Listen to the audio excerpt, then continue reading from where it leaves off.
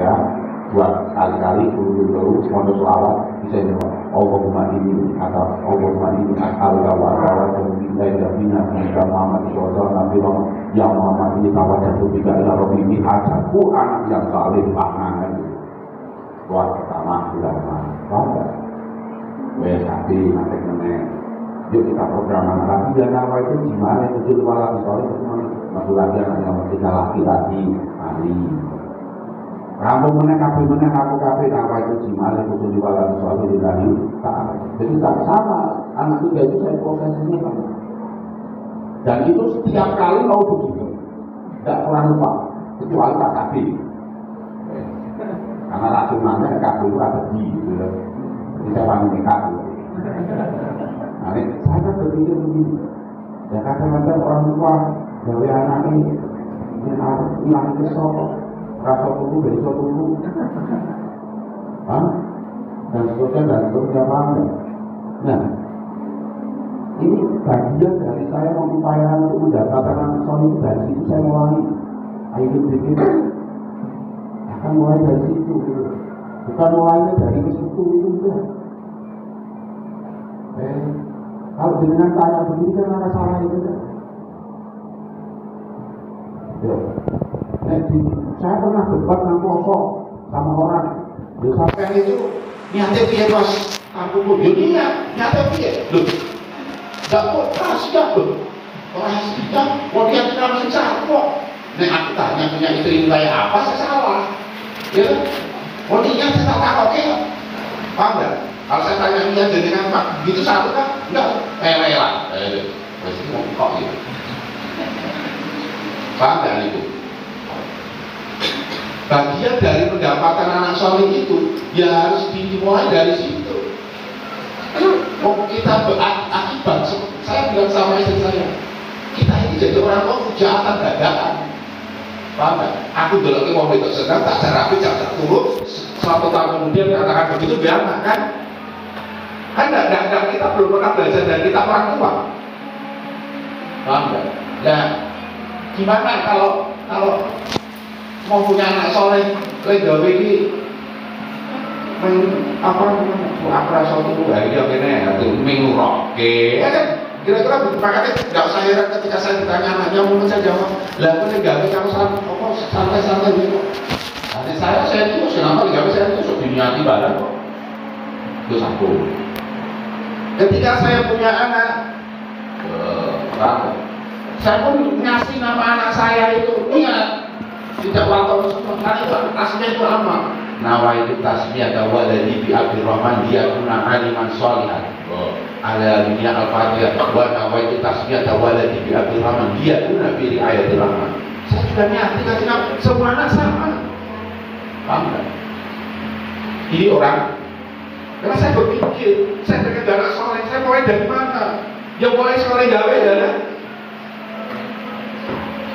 Nanti gawe orang dibikin nikah kabeh gitu dong ya paham ya bisa ditangkapi jadi cara kita prosesi kamunya itu yang menentukan bu tidak usah jauh-jauh lah kita buat anak itu sederhana jenengan anak pertama itu kan jenengan anak pertama anak itu beda pelan-pelan ada jenengan anak itu sejak kecil sejak awal yang pertama itu mesti dipacak-pacaki kan bodoh SKI Bandung kurang itu nanti dalam sekelaran akan menjadi pesoleh karena ibu dan mulai jangan untuk gambar ada saya anak-anak KPM sesuai kaos rampung paham gak? iya kan? bahkan menurut saya kalau kita mau menikah itu misalnya kepengen ngerti anak lanangmu kaya apa ya dulu kayak duluri lanangnya bojomu lho kok iso kata Nabi itu sederhana ibu-ibu ini jadi seorang perempuan belajarnya dari siapa? dari ibunya itu cara masak, cara apa itu dari ibunya lah saya kira ibunya didik anak-anaknya ini kayak apa? ya kayak saudara jenengan kan anak saya mau menikah jenengan misalnya ya saya ngerti anak-anaknya apa? ya dulu kayak duluri lanang karena apa? jenengan akan mendidik, mengikuti Ibunya lah, itu kan gak anak-anak, kaya kono berarti anak-anak kok kurang lebih kok kono. Sebenarnya bisa dipahami gitu, paham nggak? Logiknya itu Allah diterima oleh kita. Nah kita kan enggak, selama ini kan enggak berpikir begitu, paham nggak? Ya, paham nggak? Jadi logiknya itu sederhana. Jadi kalau jenengan pengen punya anak soleh dari pihak orang tua itu ya mengupayakannya ya sejak awal, gitu, paham nggak? Jadi jangan serta-merta itu nggak bisa, itu dari situnya, ya kan? Dari proses itu. Yang kedua, saya sebagai seorang ayah, sebagai orang tua juga, itu ya fair-fair saja. Saya itu tidak sungkan mengajak anak saya ngajari berpikir. Jadi bapak pun ngajari berpikir. Maka dalam kehidupan rumah tangga ini akan masuk ke rumah tangganya.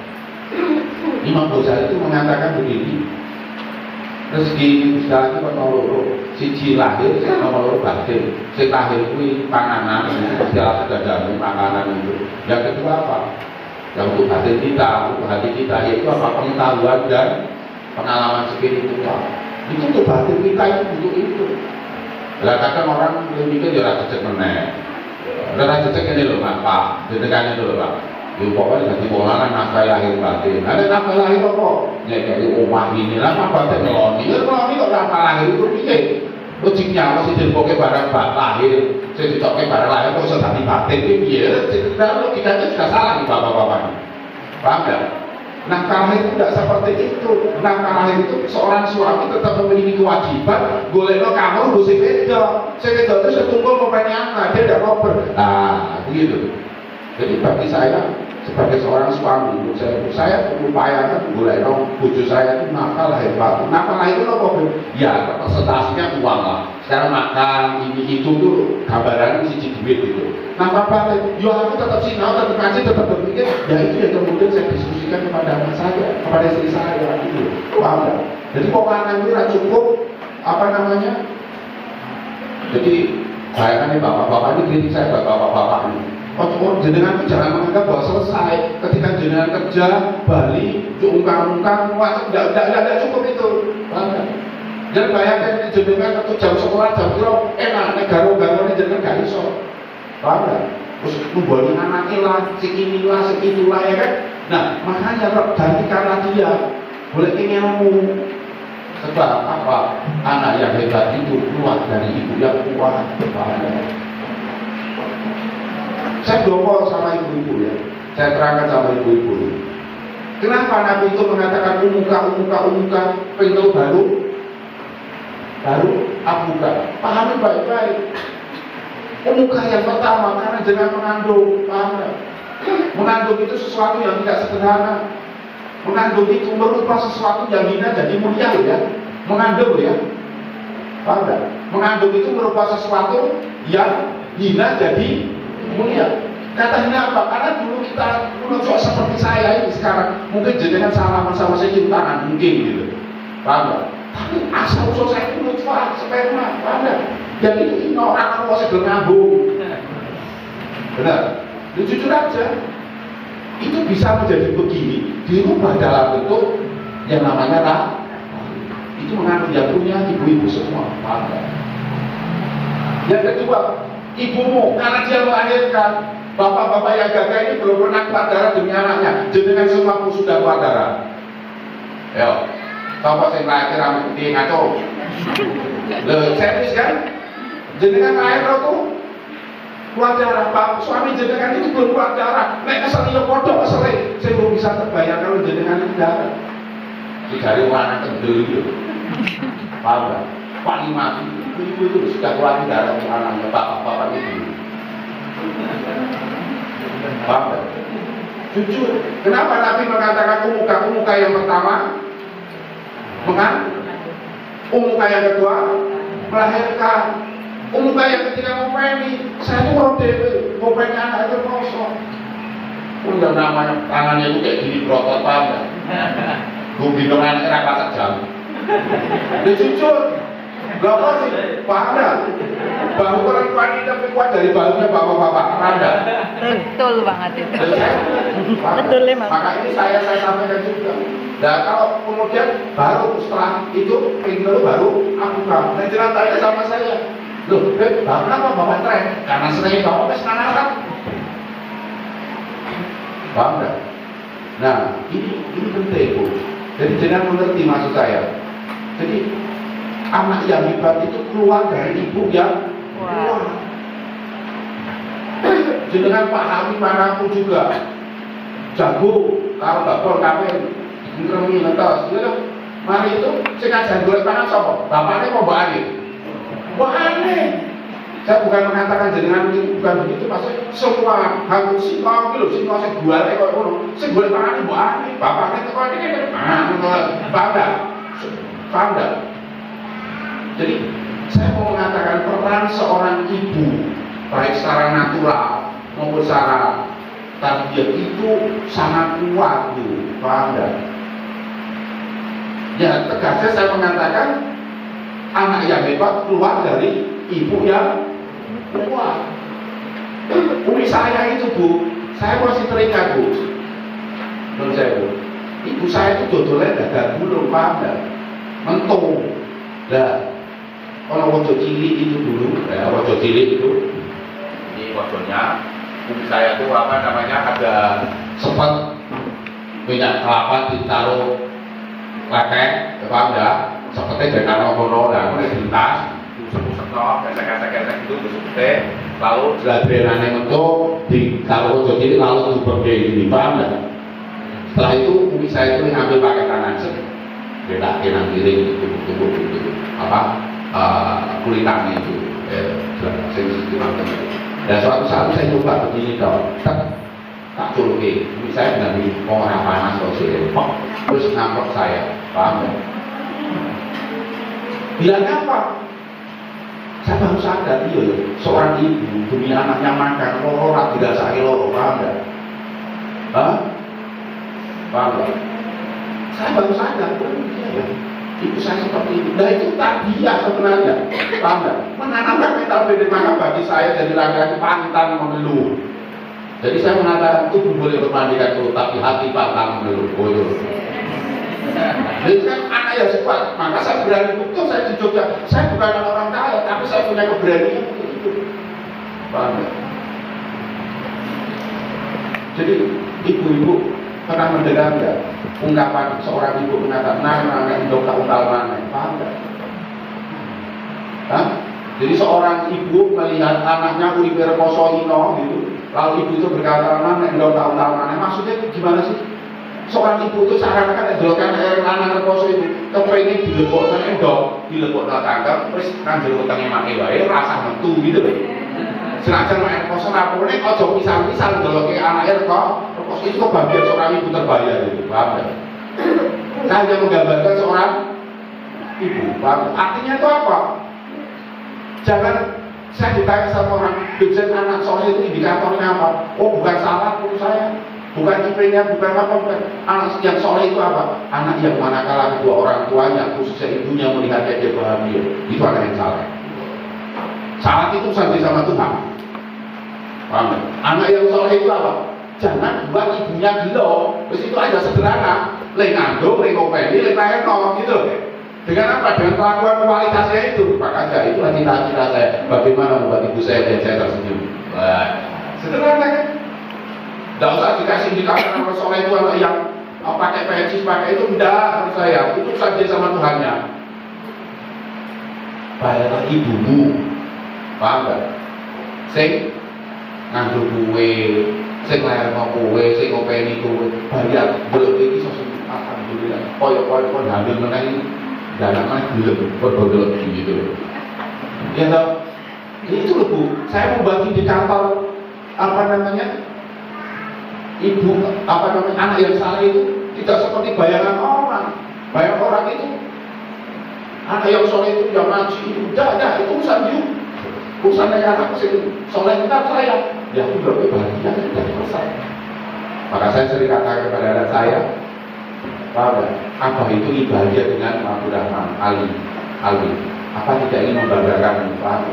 Jadi saya tidak pernah memberi anak saya target nilai ranking, itu tidak pernah, sama sekali tidak pernah.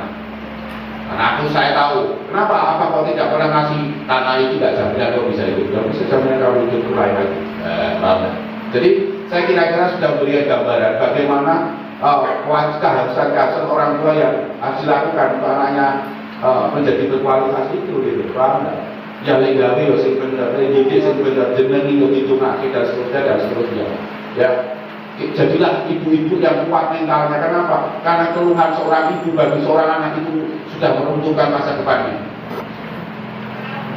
Jenengan jadi seorang ibu mengeluh, itu akan menentukan mental anaknya. Dan saya membuktikan bahwa saya bisa seperti ini karena saya izin sama ibu saya, rasa malu. Oh, paham nggak? Dok ya, ini itu. Yang kedua, guru itu memang posisinya sebagai musik, gitu, dalam pengertian tasawuf. Maksudnya begini, dan jenengan itu mau jelaskan anak-anak muridnya sabar, namun jenengan saya kakak sabar, bayangkan dulu. Paham gak? Artinya ini, paham gak? Karena bahasa agama itu Bu, ya saya kembali lagi. Dan namanya sabar itu tidak bisa sampai pahami. Sabar itu fadilahnya begini, fadilahnya begitu, ganjaran begitu, raiso. Sampai aku mengerti sabar itu ya nanti buktinya hidupku kayak apa. Nah orang itu kadang tidak mengerti, tidak tahu, paham nggak? Sebagian besar persoalan agama itu, Anda akan tahu dengan menjalani itu. Pernah tidak Anda sadari, misalnya ayat Tuhan mengatakan wattaqullah wa yu'allimukumullah. Bertakwalah kamu kepada Allah, Allah mengajarkan kamu. Paham tidak? Paham? Itu ayat Quran loh ya. Wattaqullah wa yu'allimukumullah. Bertakwalah kamu maka dia akan alama yu'allimu, mengajar. Paham tidak? Berarti Allah itu adalah sang pengajar yang sejati. Pernah tidak kita sadari itu? Allah itu adalah kita itu setiap hari belajar sama Allah, paham enggak? Kita orang tua ini setiap hari belajar sama Allah. Kita jangan bisa dalil kalau alamat insana malam yalam alamat ilmu itu artinya apa? Mengajar, memberi ilmu. Nah, kesadaran kita sebagai orang tua itu bahwa Tuhan itu belajar, ngajar kita dan kita belajar sama Tuhan itu tidak ada. Itu pada hal penting dalam hidup ini, paham nggak? Ini mistikal. Jadi jenengan itu, kalau saya minta emosi, bahwa kita ini harus menyadari bahwa Gusti Allah itu guru sejati, nah kota Rawang Jawa. Gusti Allah itu guru sejati. Dalilnya Allah jangan dibilang saya dari dalilnya ya. Wattaqullah wa yu'allimukumullah. Allamal insana malam. Allah itu penuh pengajar, pengajar itu Allah. Jadi jenengan itu harus sadar bahwa setiap saat, setiap hari itu belajar dengan Allah Subhanahu wa Ta'ala. Ya wajar kok. Kata Nabi belajar itu minal mahdi ila. Kita menyadar selama ini kita sama sekali tidak pernah tertanam di benak kita bahwa kita itu belajar sama Gusti Allah. Dan Gusti Allah selalu mengulang kita. Contoh, penjelasan paham. Bagaimana Gusti Allah mengajar dan kata-kata wattaqullah wa yu'allimukumullah. Paham? Saya jelaskan, saya kasih contoh. Suatu hari saya sedang duduk, paham nggak? Menikmati rokok dan sebatang, menikmati kopi dan sebatang rokok. Tiba-tiba ada orang datang.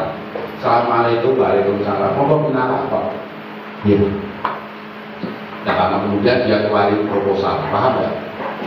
Tak wocok proposal, paham nggak? Ini cerita kebetulan ini. Bulan 5.000, bulan 1.000, bulan 5.000, bulan 1.000. Logikanya kan begini Bu.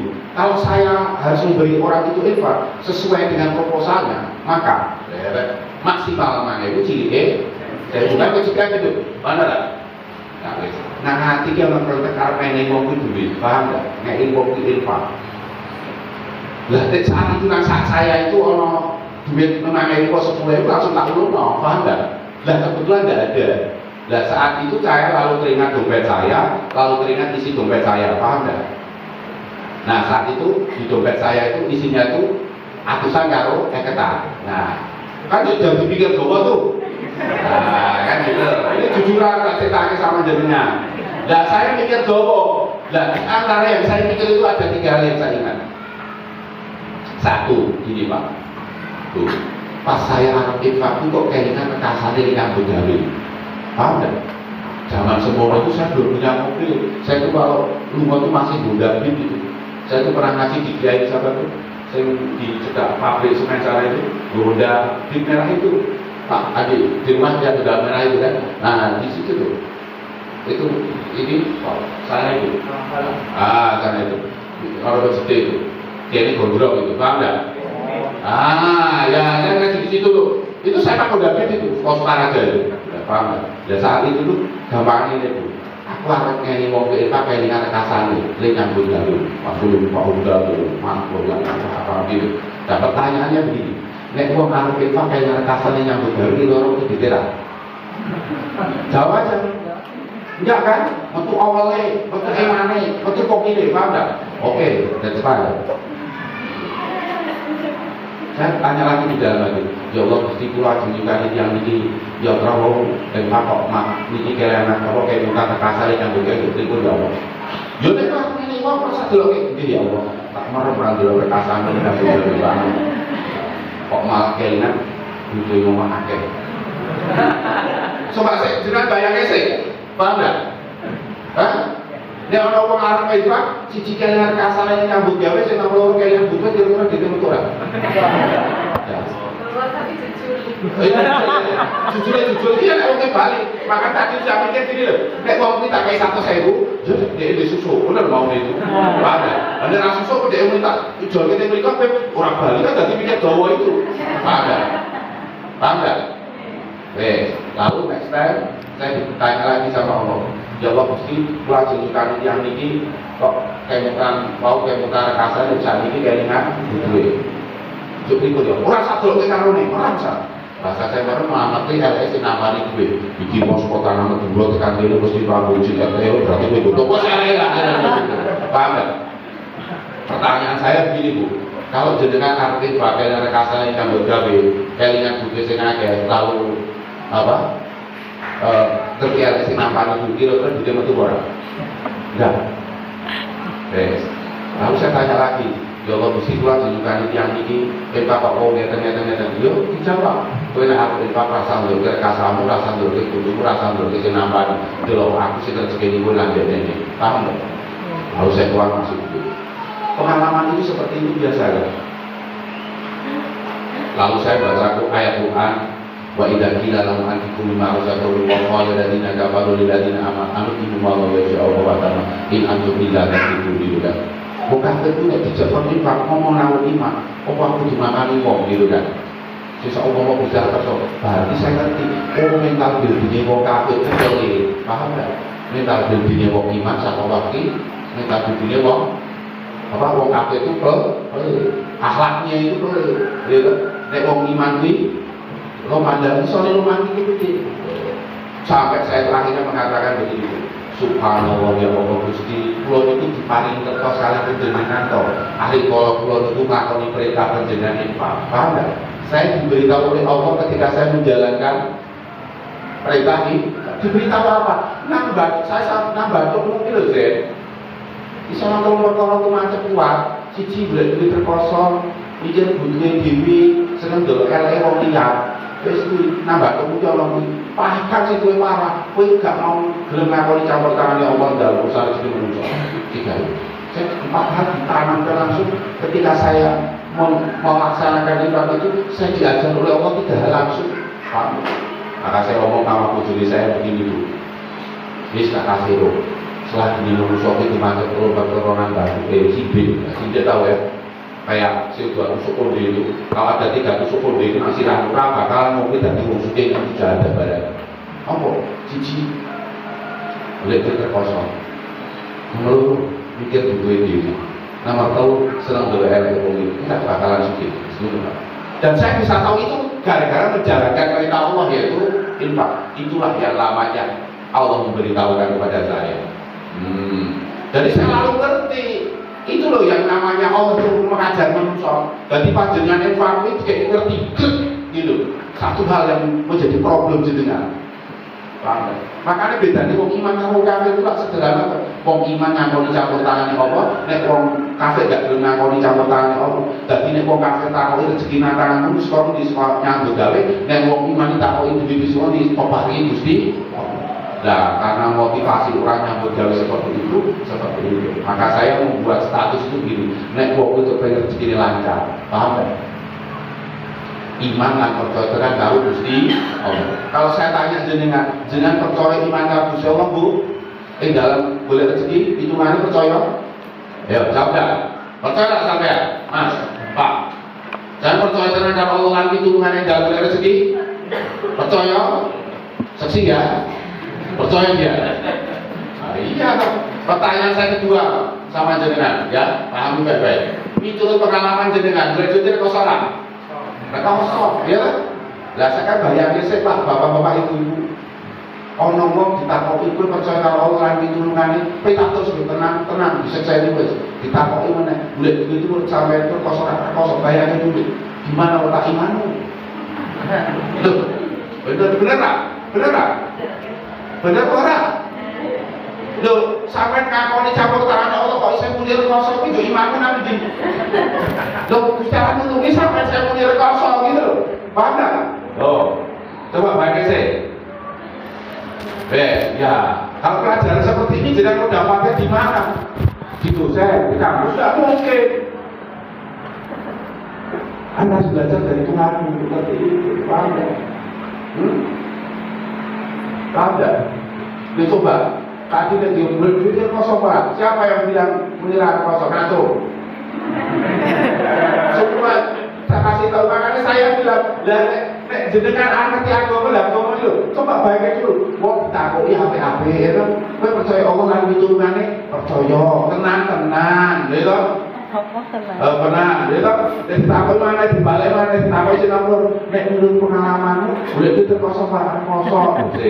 Gusti Allah iki kosong iki bla bla bla. Nulungi sampai kok sampai saya mikir kosong kira-kira Gusti Allah nang dhuwur itu bisa ora hargane. Betul enggak? Nah, ini pelajaran agama. Jadi jenengan belajar agama itu piye? Beda tuh saya sama jenengan itu dalam pemahaman agama. Coba nek sampai wis percaya karo Allah, ya buat masa susah dalam golek rezeki. Maksudnya carilah kerjaan itu dengan bahagia. Di nomor 3. Paham gak? Waktu saya mungkin Pak, diketok-ketoknya butuh ekor, paham gak? Ternyata saya baru sadar. Orang wong melarat itu mergo mikir butuh wong liya, justru sing ana wong melarat mikir butuh dhewe. Paham gak? Ana wong kudus ora wong Jawa nginting ngono kae rokok. Wong Cina yo wong Jawa butuh rokok. Dipikir kebutuhan rokok akeh gawe. Wong Kediri yo ngono. Ana wong Jawa rokok kuping iki. Wong Jawa butuh kolok-kolok kuping. Wong Cina mikir maneh. Akhirnya gawe pabrik katet. Coba tunjukkan pada saya siang hari ini. Kalau Bapak, mana ada orang mikir butuh wong yo dadi marah. Ora. Berarti sing pada kuncinya saya cerita apa mikir dia waktu ya sejak itu para diproses saya rubah. Macam mikir tanah. Yo, pada belajar agama nih, pada. Dan jenengan dadi guru nek gak ngerti kok apa bawa sing kepiye. Kepoan itu ya. Ya, pada. Terus saya malah dadi ngerti meneh. Ono wong, Pak, kok sampeyan ngaji alabe kula niku kok ketul. Lho napa kok kakek mikir butuh? Bukannya saya jadi tahu, wong iki dadi pokok kok mikirnya butuh nek ora ada gelem lho. Paham gak? Lah iya kok. Coba. Paham gak? Begitu, sampai ya Allah Gusti itu dari biasanya apa ya? Hah? Jadi dengan orang pencerahan ini kan? Dan sampai harus jadi wong sugih piye? Sing nang bantu kita butuh dhewe ndak pada wong sugih. Setan itu. Coba nek sampai digetok-getok butuhe akhirnya pengosokmu kurang, paham enggak? Kurang waca suka pelan-pelan itu. Ketoke kowe dadi wong lanang sing tanggung jawab, setan bulan sampean ngono iki. Lho kowe dadi wong lanang sing tanggung jawab. Maksudnya piye? Lho kowe iki butuh keluarga tanggung kabeh pikir. Bapak lu diterima cara atau jabatan. Orang yang luar biasa itu, orang yang memikirkan kebutuhan orang lain, brother. Saya kesini mikir kebutuhan jenengan, tenang aja. Aman. Semua orang tidak ada di dunia ini yang mikir kebutuhan orang itu miskin. Tidak ada. Sing ada itu orang miskin. Sing itu apa? Senang delok elek wong. Ya itu malahnya. Mulai sejak itulah saya paradigma itu kalau perkara itu tak buang sekor kepala saya. Wah aku nih sudah bilang iman kok bisa sahabat Rasulullah pantang mundur aku. Paham enggak? Iya. Terus sekarang saya kadang kritik orang banyak Pak. Ya bahasa saya bahasa sederhana. Misalkan saya guru dibutuh soal, saya ngomong nah itu ya. Saya tanya begini Pak, ya, saya kasih tahu dulu supaya kita ada yang salah, ya. Saya tunjukin salah ya.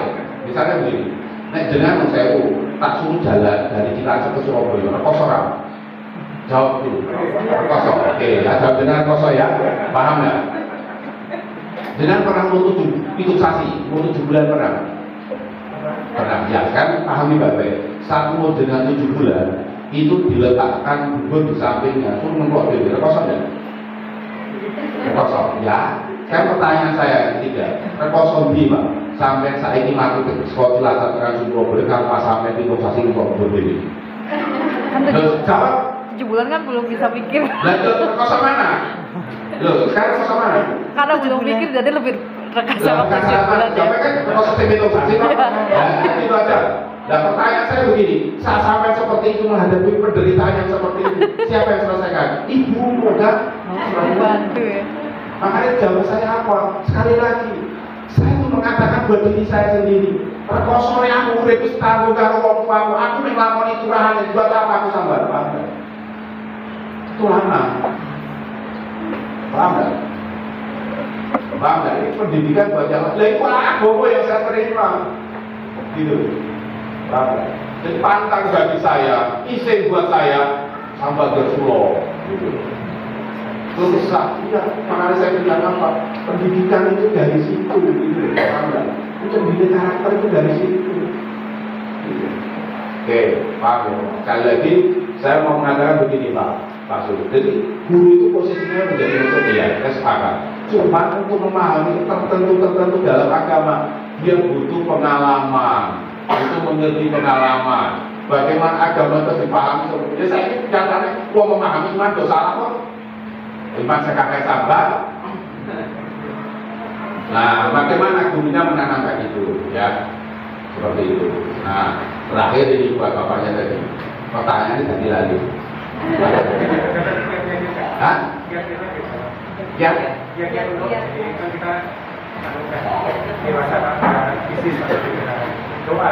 Oh doa apa? Sudah. Jadi doa itu jangan seperti itu. Jadi doa itu begini Pak. Jadi dalam kitab Risalah Musyari itu kata doa amati bil awal, wa doa sulati bil awal, wa doa arifina bil awal. Doa yang awam itu mencang mereka, omong mereka. Paham gak? Doa yang mau sulit lawan waktu, doa yang mau arif itu lawan kahanan hati. Maksudnya gini loh. Kok awam gue begitu ya Allah paling lo rezeki gitu. Ini esok ini rano tuh tidak si jiwa itu berdiri betul rezeki, paham gak? Berarti ini ngomongnya kau, paham gak? Paham? Waktu al-Zuhani bilang, doa yang mau sulit lawan aku, maksudnya aku begitu ya Allah paling rezeki esok nyambut. Ini artinya gak tenang, duit orang, paham gak? Dan dua kali ini bilang waktu paling mengarif itu lawan suasana hati, kahanan hati. Maksudnya awal dulu ya Allah paling rezeki, besok nyambut gawe hatinya cuma. Jadi saya mau mengatakan begini, seperti doamu itu ada dalam lisanmu, seperti tiga doa itu ada pada perilakumu, dan seperti doamu itu ada pada kahanan hatimu, suasana hatimu. Paham? Nah, bagaimana berdoa itu menurut saya? Berdoa itu dalam menyatukan tiga hal ini, sepertiga yang di mulut, sepertiga yang di laku, sepertiga yang di hati, diarahkan kepada satu titik. Itulah yang namanya fokus dalam berdoa. Paham tak? Ya, itu kata Imam Ghazali. Jadi donga itu termasuk amalnya lahiriah gitu loh. Buktinya apa? Saat itu sampai ini aminah itu berarti lahir. Jadi kan dia usahakan sahabatin gitu. Ya. Oke, itu pertanyaan yang bagus-bagus. muka-muka bisa tertangkap. Jadi yang namanya untuk meraih segala sesuatu ya, guru itu posisinya seperti murid, proses ya. Maka saya mengusulkan di Ma'arif Terpadu itu begini Pak. Jadi guru itu ono pelajaran di luar kelas, ini pelajaran tasawuf yang itu akan membawa dia lebih bisa membuka pengalamannya. Oke, begitu. Ada pertanyaan lagi, silakan. Mumpung aku belum jawab. Ya. Tapi saya sambil rokok ya. Oke. Ini masih ada waktu sekitar setengah jam ya. Nah, 30 menit ya. Masih ada sekitar 30 menit. Kami persilahkan kembali 3 penanya. Wali dari anak TK di sini. Sebenarnya saya bukan mau bertanya, tapi mohon pencerahan seperti itu.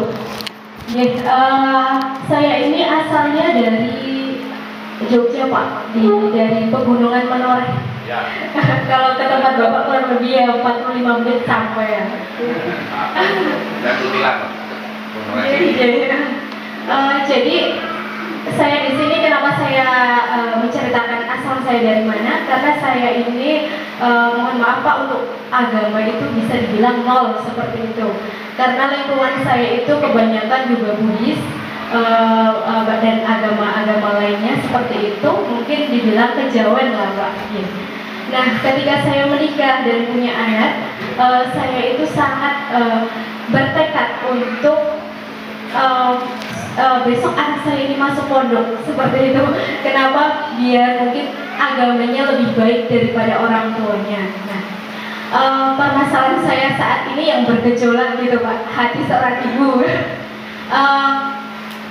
Ketika anak nanti sudah masuk pesantren gitu, apakah anak kita itu nanti bisa mengembangkan potensi, maksudnya saya ingin anak saya ini paham dengan agama, tapi juga dia itu bisa mengembangkan potensi yang dia miliki. Misal, kalau dia penyanyi ya dia bisa menyanyi, kalau dia pecinta binatang ya dia akan bergelut di situ gitu.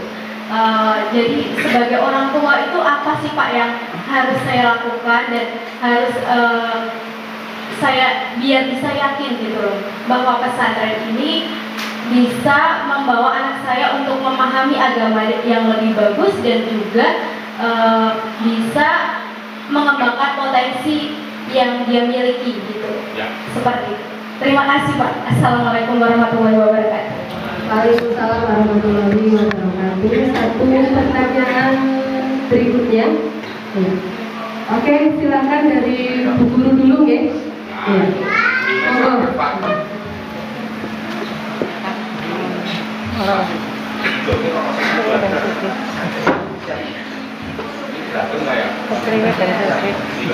Assalamualaikum warahmatullahi wabarakatuh. Waalaikumsalam warahmatullahi wabarakatuh. Izin bertanya, saya pernah membaca sebuah quotes yang di dalamnya itu tertulis bahwa Sayyidina Ali pernah dawuh, perlakukan anakmu di 7 tahun pertama seperti seorang raja, di 7 tahun kedua seperti seorang tawanan, dan di 7 tahun ketiga seperti seorang sahabat atau teman. Pertanyaannya adalah apakah dawuh tersebut itu sahih atau benar, dan ketika itu benar maka masihkah itu relevan dengan dunia pendidikan saat ini dan bagaimana aplikasinya? Terima kasih. Wassalamualaikum warahmatullahi wabarakatuh. Waalaikumsalam warahmatullahi wabarakatuh. Silakan ini. Ya, monggo dari Ibu. Assalamualaikum warahmatullahi wabarakatuh. Waalaikumsalam warahmatullahi wabarakatuh. Nah, punten mau tanya, kebetulan anak saya memang di pesantren kelas 5 SD di sini juga.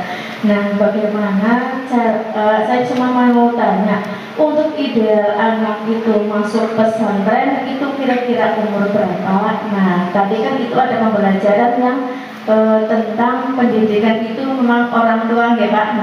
Nah, kebetulan anak saya itu udah dari TK itu di pesantren. Jadi apakah saya salah orang tua? Sehingga enggak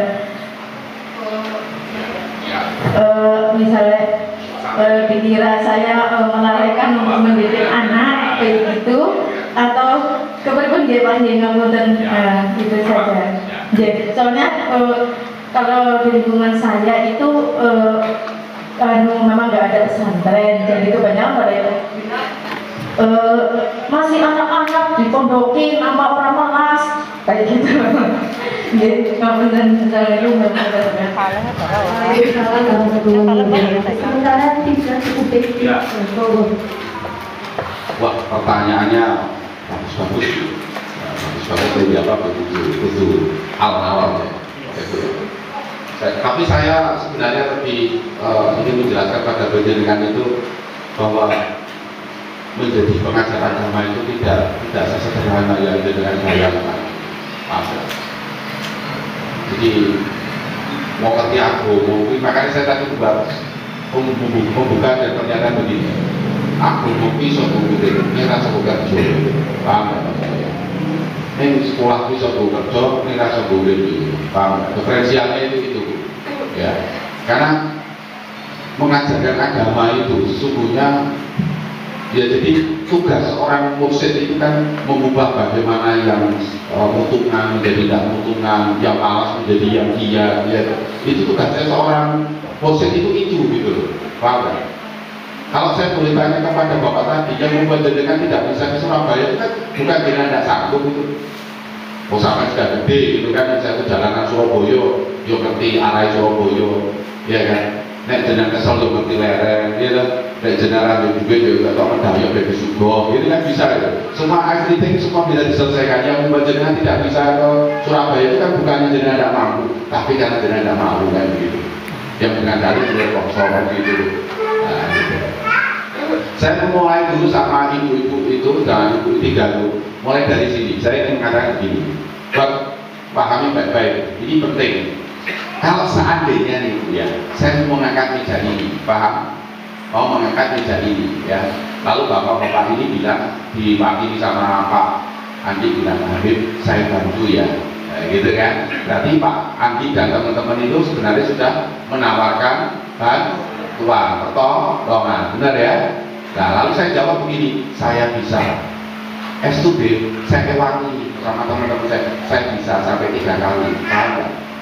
Kira-kira setelah peristiwa itu, Pak Andi dan teman-teman itu jadi menolong saya atau tidak? Tidak. Buatlah quote seperti ini, bukannya Allah tidak menolong, tapi kesombongan pula yang menolak datanya pertolongan Allah dalam itu. Kalau kan bagus itu, ya. Bukannya Pak Andi tidak mau menolong Dipset, ada. Tapi kesombongan Dipset, gimana tak kesombongannya?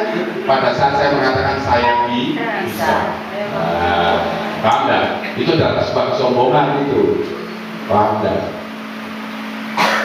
Nah, itu yang pertama. Jadi sebenarnya saya ingin mengatakan begini, ibu-ibu, bapak-bapak, ya, bapak-bapak, ibu-ibu ya. Bukannya Allah tidak mau menolongmu, tapi kesombongan pula yang menolak pertolongan Allah dalam hidupmu. Saat apa? Saat kita bersandar pada kemampuan kita sendiri.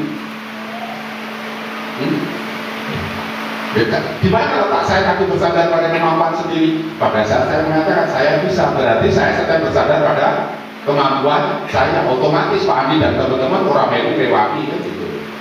Jadi itu satu. Kalau jenengan buat status di story di WA sosial media bagus banget gitu. Tubuh boleh bermandikan perlu, tapi hati pantang mengeluh. Baik kan? Betul kan? Bukannya Allah tidak mau menolongmu, tapi kesombongan pula yang menolak datangnya pertolongan Allah dalam hidupmu. Paham?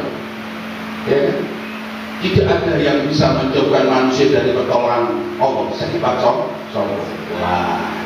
Nah, sekarang saya mau menjelaskan sombong itu kan sesungguhnya yang seperti ini. Paham? Tidak ada kesombongan. Jadi orang itu kadang tidak masuk akal gitu. Maksud saya begini. Misalnya nih ya, misalnya saya senang dengan seorang gadis gitu misalnya. Awalnya fine-fine saja. Lalu begitu cewek itu saya bilang aku senang BW daerah gelem, ya dok. Dia itu orang cewek itu kan tidak sombong. Sebab ini sombong sebab kono kepentingan yang tidak terpenuhi. Paham nggak? Nah, itu jadi selama perkataan kita kepada orang lain itu kata sombong itu perlu diservisi dulu. Jadi dengan memulai orang lain sombong, misalnya ada orang mobil mewah, ya kan? dia sombong. Kenapa? Dia tidak nyapa saya. Ini mobilmu carry, lupa mobil Innova, muni sombong, sebab mobil murah kodok. Paham enggak? Sebab itu saja ada tersinggung itu kan. Bukan apa-apa gitu, paham enggak? Jujur saya pikir-pikir, iya ya. Saya tuh mengatakan seseorang sombong itu apa sebab?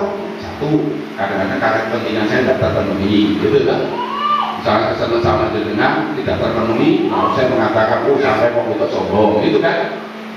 Nah, atau saya tidak sama dengan dia, kita mengatakan sombong, sebenarnya dia biasa aja menyatakan begitu sampai nak kontak jalan itu untuk ngomongin mobil lewat, orang lopos jalan orang lagi sombong. Tapi saat itu tuh dengan rosong dari di mobil itu kan yang membuat anda mengatakan orang lain itu sombong.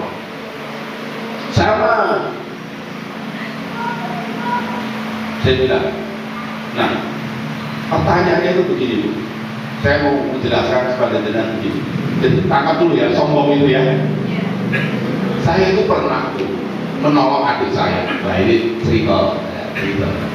Jadi adik saya nomor 3 itu di rumah nganggur gitu ya. Terus saya bilang sama umi saya, Sophie itu tak kuliah ke yo, gitu.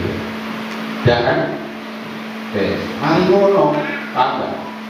Mari ngono itu, dia adik saya itu memang kos itu menulis sambil mulia. Wah jengkel saya, paham nggak? Saya bilang orang tua saya waktu itu, bah, ini ngomong, Sophie itu tak boleh. Waktu itu kan boleh duit itu sampai kenal sama Pak Sus ini kan di sana itu. Karena penderitaan saya itu, paham nggak? Lalu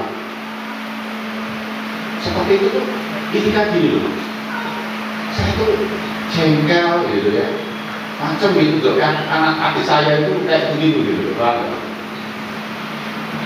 Jawaban apa saya lebih menyakitkan lagi. Itu nah anak-anak dulu kalau ngomong tua, aku pada kemudian saya paham nggak? Saya kayak gitu sudah masih diklaim, saya enggak ikut nasihat orang tua. Yes. Lalu di situ saya mau bertanya pada saudara jenengan begitu.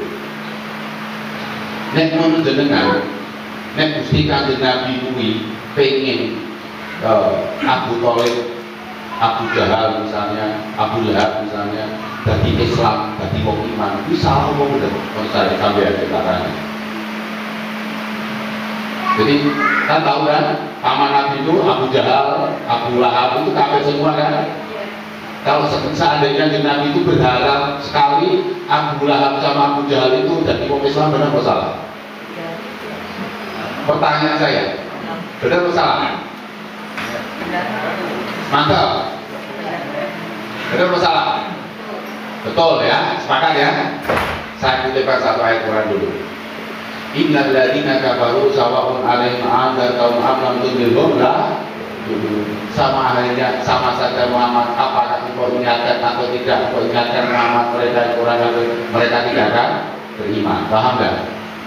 Baru saya sadar ini iya tugasnya Nabi ini nyampe ketok tabligh, nyampe ketok. Ada orang itu beriman atau tidak itu urusan Allah dan dia. Paham nggak? Paham nggak? Jadi tugasnya Nabi itu menyampaikan ada orang itu beriman atau tidak, sama atau orang dunia itu urusan Allah sama dia. Paham nggak? Dan dalam tafsirnya itu ada yang menarik ini, walatan makyah asyarul halal iman. Moyang-moyang ini, kocok-kocok moyang-moyang ini, seindah iman ini, baru saya sadar, ternyata Nabi itu salah. Tomak itu masalah, Bu, paham nggak? Tomak itu bisa dijelaskan. Tomak itu pengen banget, ya. Orang yang pengen banget, gitu. Berharap sekali, gitu. Jadi orang tua manapun, ya maksud saya, itu karena sayangnya, paham nggak? Ya. Kan gitu, saya tidak bisa menutupi bahwa setiap orang tua itu akan sayang pol pada anaknya, paham nggak? Nah, rasa sayang itu bisa membawa jenengan kepada tomak, berharap sekali, paham nggak? Tak jelasin ya, paham ya Bu ya? Jenengan itu gemati kamar naik, gemati semua sama anaknya. Oh saya itu dari bapak, misalnya dulu saya ini kayak gini, dunia Misalkan saya kepalanya udah botak, saya tidak nesu Bu, paham nggak? Kalau konconnya pun saya botak atau orang nesu, nenek juga kamu kok botak, nesu tidak? Paham nggak? Paham nggak? Ini persoalan anak dan orang tua, saya jelaskan semuanya sama jenengan.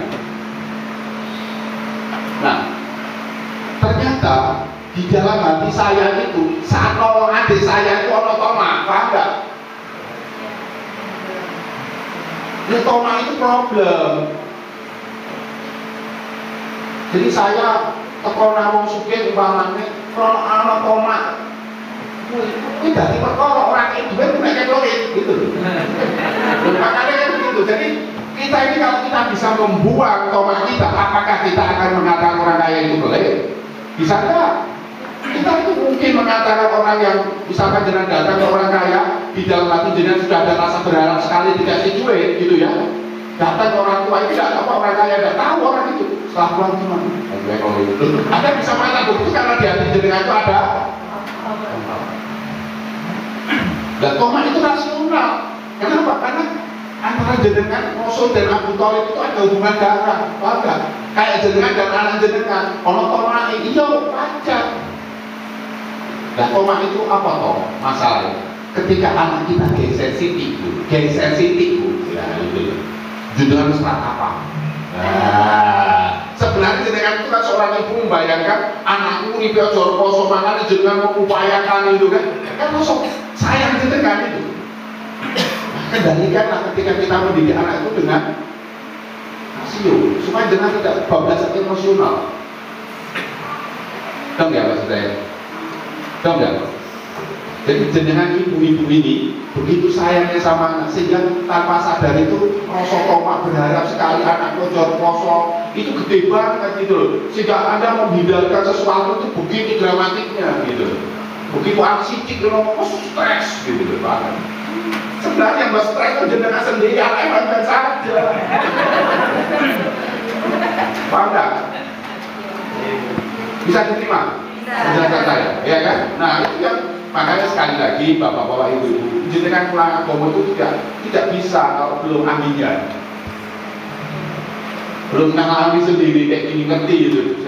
Saya tanya bilang begini, coba renungkan dulu kata-kata saya.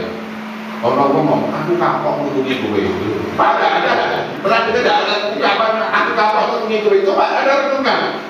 Tertulungi gawe motor apa kolong. Tanya dulu. Barang apa dah? Kalau kapok ini barang apa ini? Coba dicek nggak itu? Berarti ada something yang salah. Oke, paham ya Bu ya? Berarti kalau saya ngomong aku kapok pulang ngaji nang sekolahnya Pak Sus misalnya gitu kan. Pak, jenengan bisa mikir kritik saya loh HP pun saya pulang ngaji itu apa kalau saya loh jenengan iso kapok. Kan aneh kan? Itu kan jujur Bu, saya jenengan ngaji seperti ini kan enak itu Pak, dapat banyak itu. Karena saya kadang-kadang suka ngaji seperti ini, kenapa? Karena saya bisa menyampaikan banyak hal dan itu sedikit banyak ibu saya tidak koyok ya dengan rumus kayak apa itu, dan saya betul-betul memberikan sesuatu yang tidak pernah terjadi. Pertanyaan saya Pak sama jenengan sekarang. Wong maksiat karo wong taat gitu ya. Sing luwih butuh pitulungan Allah sing ndi enggak takon. Jawab. Wong maksiat karo wong taat sing luwih butuh pitulungan Allah yang mana? Jawab. Sik mana sing sepakat sik. Supaya saya tidak salah menjelaskannya. Sing taat atau sing maksiat? Supaya maksiat ngantuk. Taat. Tak kasih tahu ya, menurut Ibnu Athaillah As-Sakandari orang taat itu lebih butuh marah Allah timbang orang maksiat. Jaga istiqomahnya. Bukan orang mau menjalankan ketaatan itu Bu, dia yang pertama itu harus dapat taufik bukan hidayah. Loh, susah. Taufik itu begini, taufik itu antara amal dan orang itu bisa dikitno, disambung menurut Anda. Itu namanya taufik. Orang mau melakukan kebaikan itu butuh taufik bukan butuh hidayah. Hidayah itu kaitannya sama iman. Tetapi orang iman berarti asal terbuat hidayah. Antara dia sama amal yang baik itu khususannya adalah taufik. Misalkan orang pengajian nanti kok jenengan tombolnya kurang teko bukan ada hidayah, orang dapat tahu oke, ada selesai. Dan nek wong kira iso nyari ya bahaya. Kedua, saat orang begini di sini, orang mau melakukan kebaikan, awalnya butuh pertolongan Allah, butuh taufiknya, tengahnya itu butuh rahmatnya, pertolongannya, si nomor 3 butuh rahmatnya. Dan yang maksiat itu butuh Allah itu sesok, tobat. Paham ya? Dong ya? Lah, menolong itu adalah sebuah ketaatan, maksud saya. Berarti ditakoki wong nulung karo sing ditulung, sing butuh sama Allah itu sing ditulung apa sing nulung? Sing butuh. Sing nulung, paham enggak? Nah, makanya kasih teorinya dulu. Menurut Ibnu Athaillah, wong maksiat kalau wong taat itu sing butuh itu mana Allah? Orang yang paham enggak? Lah saiki tetulung kuwi salah satu bentuk ketaatan. Paham enggak? Berarti wong sing nulung kuwi kalau sing ditulung, sing luwih butuh pitulungane Allah, sing nulung. Ora sing ditulung. Jenengan itu salah kadang-kadang ketika jenengan menolong orang, jenengan itu kan jenengan ra butuh pitulungane Allah, sing butuh kuwi dekne, tapi sombongmu. Dong enggak? Sekarang tak tunjukkan kesombongan manusia itu di situ loh. Jujur saja, ketika jenengan menolong orang, jenengan pilih butuh Gusti Allah tinimbang sing ditulung. Makanya ojo pisan-pisan sombong. Lah sombong itu sing kedua jenengan saka pitulungan Allah. Makanya yang terjadi itu apa? Nek ana wong nulungi wong liya sing nulungi kuwi ora ditulungi Allah, akibatnya kayak apa? Sing ditulung buat sing nulung melu mumet. Ada sehingga itu ujaran aku kapok nulungi kowe. Ada ngajar saya. Paham nggak? Jadi siang hari ini saya menjelaskan bahwa yang namanya kesombongan itu bukan orang yang lewat di depan jenengan bawa mobil bagus tidak nyapa, bukan itu. Bukan orang yang jenengan datangi tidak kasih apa-apa, bukan itu. Yang menjadi kita sombong itu manakala kita berpikir salah. Contohnya itu ya tadi itu. Misalnya begini, iya. Jadi setan itu gambarannya teko, dulu gitu. Kamu suka, misalnya nongkrong aneh gitu ya, nongkrong agak sekolahan, tidak ada ya, sebentar ya. Baca aja, dengan nggak pakai.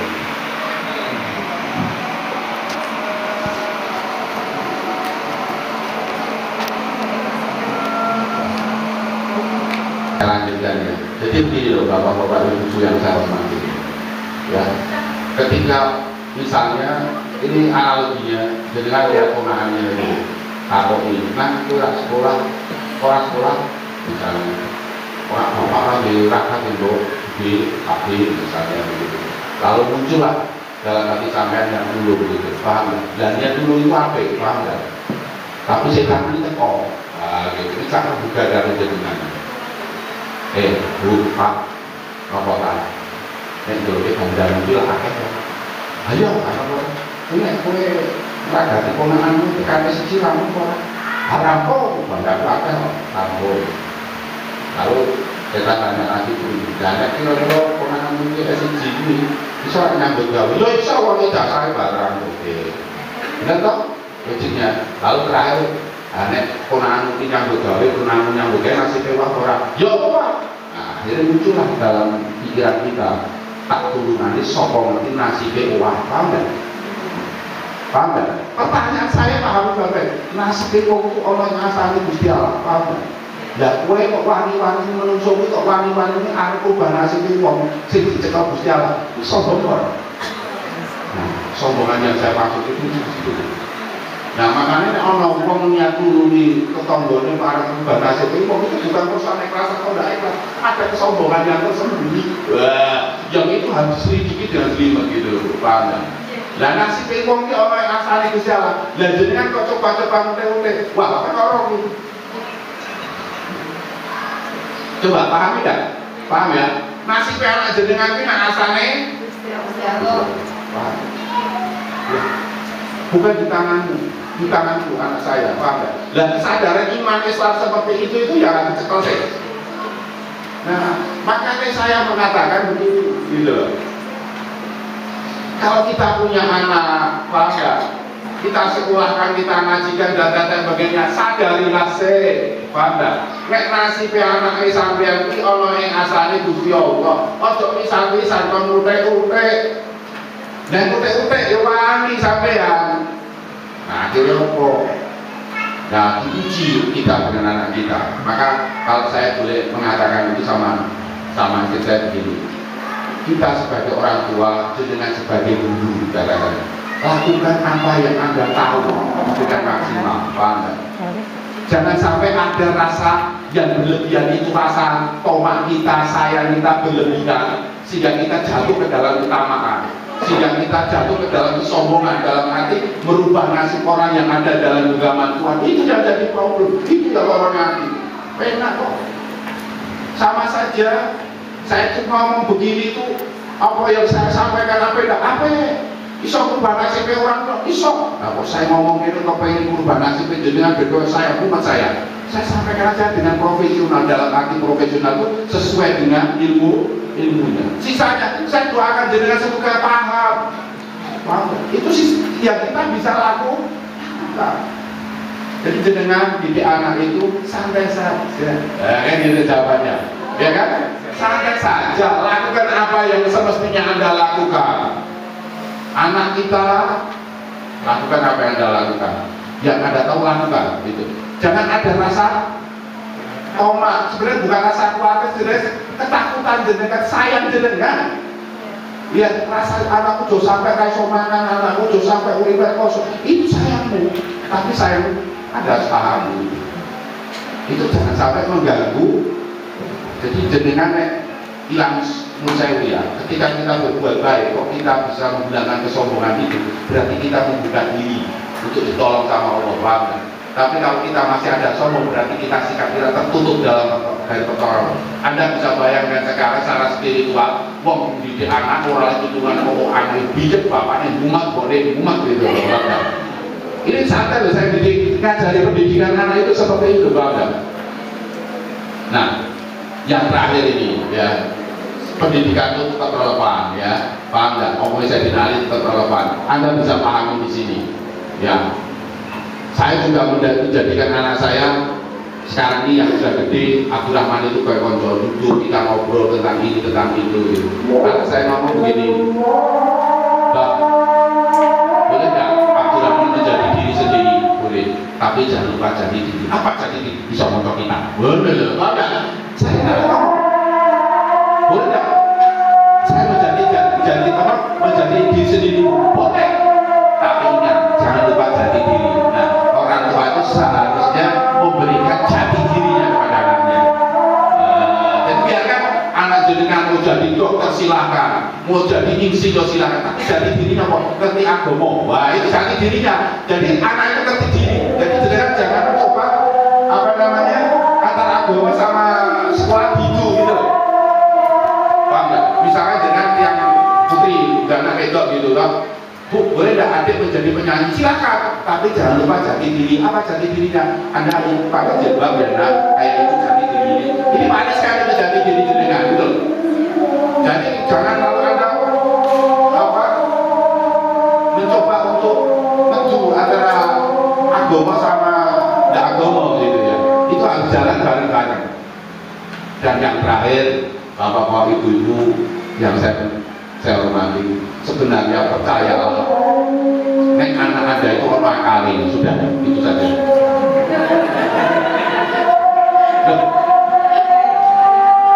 Saya itu cenderung, kalau saya mengatakan begini itu, Anda itu seringkali menganggap anak ini anak kali. Maksudnya begini, saya ditanya sama orang, Habib saya pikir anaknya enggak. Saya terus terang dari bapak enggak pernah punya anak. Oke, pertanyaannya saya dari bapak pernah mikir anak. Dan kenapa? Satu, karena anak saya itu orang kali, bisa berpikir. Berarti tidak perlu dipikir loh. Yang dibutuhkan oleh anak kita bukan dipikirkan, tapi dicontohi. Nah itu yang saya katakan. Paham nggak? dipikir saya ini. Kenapa? Karena anak Anda, saya yakin seyakin-yakinnya anak Anda kalau akalnya lan pinter iso berpikir. Sing dibutuhke anak dhewe saya ini bukan dipikir kok, dicontoni. Ini loh ya. Buku sukses model. Cuma anak kita dipikir no. Ya mana kali dipikir no. Awal masalah itu tak minggu. Coba nontonnya anak. Contoh bapak-bapak ibu-ibu. Pernah enggak? Saya itu sebisa mungkin di depan anak pakai celana panjang tuh. Pakai sarung atau celana panjang ya.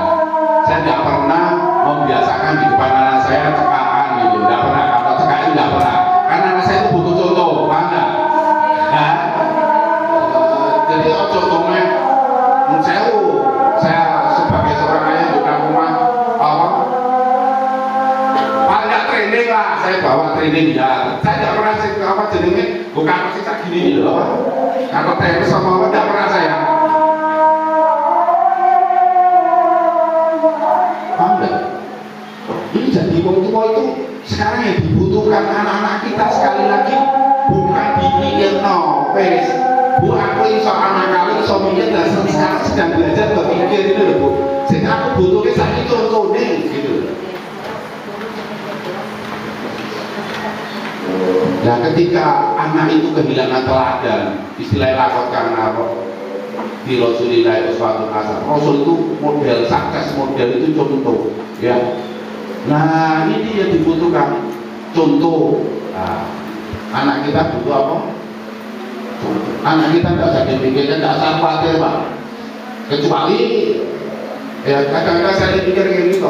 Saya tuh kemarin itu menurut saya itu habis bisa nang Twitter itu. Kan kebetulan kalau saya nang Twitter belum spesifik banyak orang tanya itu. Terus saya bilang, orang itu ditanya, kenapa sih saya kok melihat orang tua saya bermasalah, orang tua melihat anak masalah? Jadi kenapa? Karena orang tua itu tidak percaya dengan anaknya orang kali, gitu aja, intinya gitu. Sudah, saya dikasih yang clue-nya itu dalam mendidik anak. Percayalah, ya. Percayalah. Itu menurut saya itu. Jadi saya mau tanya logikanya ibu-ibu. Logikanya ibu ini istri saya. Suatu hari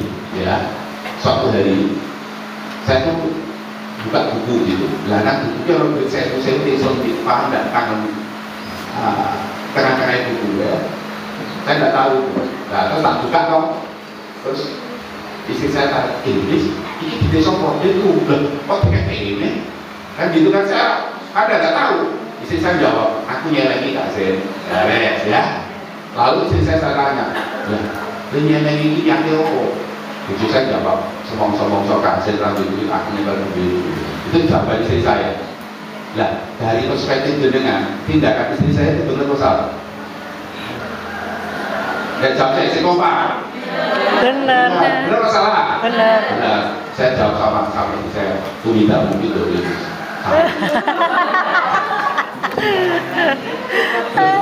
Saya bilang, kok lupa iso gak saya? Iya. Aku ki ngamal ini ngamal ngono dadi wong kok dadi wong sugih malah bojoku yakin kok dadi wong larang. Lho ayo pada ya. Itu logika ibu saya jelas saya logika ibu. Ya tidak apa. Aku dadi wong sugih kok malah banyak itu Pak. Apa Anda kapasitas jalan di barang suami itu kan enggak. Wanita nggak ada yang salah. Wanita nggak ada yang salah. Saya tanya, saya yakin nggak kalau suami Anda tidak punya duit? Yakin Anda tidak punya ini, tidak ada kampung. Wanita nggak ada yang salah pak. Saya bilang begitu. Loh, saya sepakat. Makanya bapak-bapak saya kasih kemakan yang buat sama itu jawaban. Karena nggak percaya. Jadi saya itu kan waktu itu sebuah tentang pada sudah itu kan ini itu aku mau begitu. Jadi saya yakin dia bakal jalan itu ini yakin itu sama kok. Aku di sini ada pisau, bilang tanya dulu. Saya ke bawah pisau kenapa? Jadi kalau mau ngomong bajingan andalan. Pertanyaannya kan sama. Jadi yakin nggak kalau ketemu bagian orang, yang mau presiden itu kok. Pak, ini bukan masa debat. Lalu istri saya, oke, boleh didik, aku kan didik dulu rokok. Akhirnya benar, kalau didik tak boleh beli rokok. Nah loh. Ada untungnya kan? Terus bukan ada untungnya. Saya kasih duit saya, istri saya 100.000. Nah, aku kamu kan nyalain. Istri saya kan, yuknya aku kok aja. Nek aku semua kasih itu. Aku ngerti. Itu tetap salah bagi saya. Maka saya menolak asuransi itu iya. Saya dalam hidup itu tidak pernah menyontoh hal buruk dalam hidup saya. Itu menyongsong. Saya itu dulu. Saya apa bu? Istri saya tanya, lu ini salah saya benar tidak? Sebenarnya ini. Bismillahirrahmanirrahim. Saya niat itu. Bangga. Sebab begini bu. Kalau jenengan bukan karena garpo, dengan yang ini somong-somong salah duit, misalkan dengan terucap di depan suami, maka ketika suami lanjut duit, jauh dengan reso itu. Bangga. Reso itu salah sampai itu ya. Bukan sampai menyalahi aku rasa duit atau bu. Dan terus belakang rasa duit atau bu, jodohnya dikimu ya kan. Bangga. Reso itu sampai itu. Tapi sampai melihat, Pak aku tak nyalain yo duit itu bu. Itu suami jenengan itu bukti negara ini. Nah itu apa? Itu kok. Tapi kita ada sifat defensifnya jenengan. Itu saya dari istri. Lalu suatu saat saya tidak punya duit. Lalu saya bilang, kita pergi izin ini. Saya ngamuk tak tolong itu. Aku bilang sama itu, opo sing tak tukokno nang awakmu. Ojo bisa-bisa dunia itu ya. Ya, kenapa? Karena itu akan membuat saya itu menjadi tidak kuat. Maka, misalnya nih, ini kan persoalan bukan suatu penjara tapi kok kita wujudnya sempat yang begitu. Nah terus kok tak dodol ini suamimu itu mau melakukan siti terus kalau penjara kamu lah sudah aku dodol akan menjadi tidak bertarung suami dengan itu. Makanya jangan kita dengan itu Pak yang orang tak dodol itu bersilakan itu. Ibaratnya kita taruh berdarah-darah wah, itu yang saya inginkan gitu loh, taruh itu paham gak? Karena jenengan tadi komentar dia lakukan apa mengenai tak boleh ya dia manusia balik manusia itu tahu jenengan ya, jadi saya mau mengatakan punya begini bu, anak jenengan itu orang kali dan bisa digunakan berpikir dan anak anda sekarang belajar berpikir paham. Contoh ini saja dan dibutuhkan anak kita bukan dipikir tetapi dicontoh. Nah contoh itu dalam perilaku, dalam berpikir itu dicontohkan. Nah maka tetap kita sebagai orang tua tetap belajar.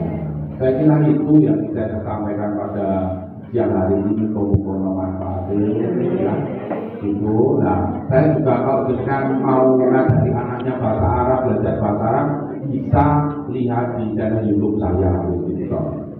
Channelnya apa? Alea Institute, ALEA Institute, itu jaga ya. Jadi saya ngajar itu tidak pakai tangan. Jadi dengan yang guru-guru itu bisa prakteknya di rumah. Dan saya basisnya bahasa Indonesia.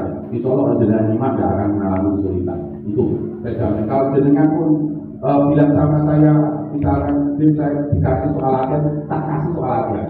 Misalkan jenengan kepengen pakai anaknya bocor kita bundul gitu ya. Jenengan bilang sama saya di YouTube itu nanti tak kasih produk kami. Ya, untuk anak anda.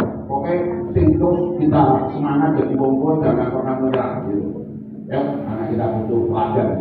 Jangan lupa subscribe. Saya sampaikan terima kasih Assalamualaikum warahmatullahi wabarakatuh. Waalaikumsalam warahmatullahi wabarakatuh.